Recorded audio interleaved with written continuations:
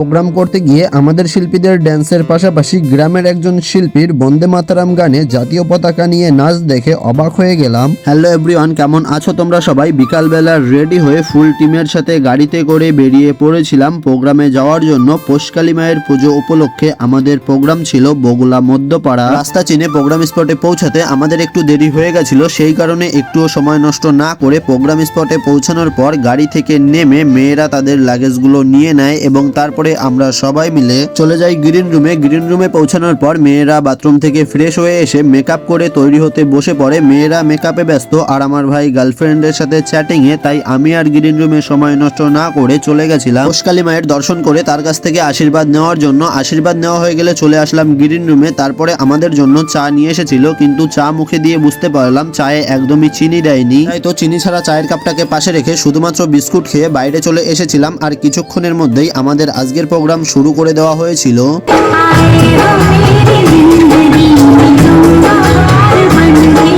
আজকেও প্রথমে স্টেজে এসেছিল ডান্সার নিশা। ডান্সার নিশার নাচ শেষ হয়ে গেলে চলে যায় গ্রিন রুমে। তারপরে দর্শকদের সামনে ডেকে নেওয়া হয়েছিল ডান্সার তানিকে।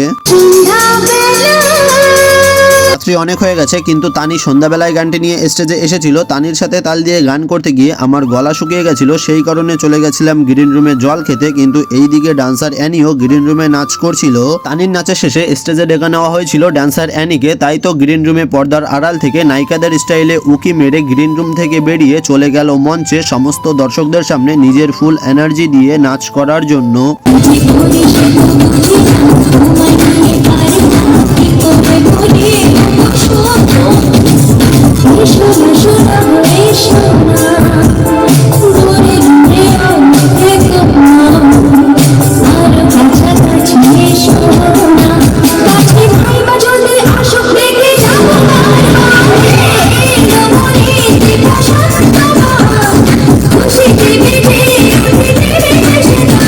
দর্শকদের সামনে ফুল এনার্জি নিয়ে নাচ করে বসন্তের বাহার পরিবেশন করা হয়ে গেলে ডান্সার অ্যানি চলে যায় গ্রিন রুমে। তারপরে দর্শকদের সামনে ডেকে নেওয়া হয়েছিল ডান্সার কোয়েলকে। কোয়েলের নাচ শেষ হয়ে গেলে আমরা আমাদের পরবর্তী শিল্পীকে স্টেজে ডেকে নিচ্ছিলাম। ঠিক সেই সময় কমিটির যে হেড আছে সে আমাদেরকে বলল, তোমরা একটু বিশ্রাম নাও, এখন আমাদের গ্রামের একজন নৃত্য পরিবেশন করবে।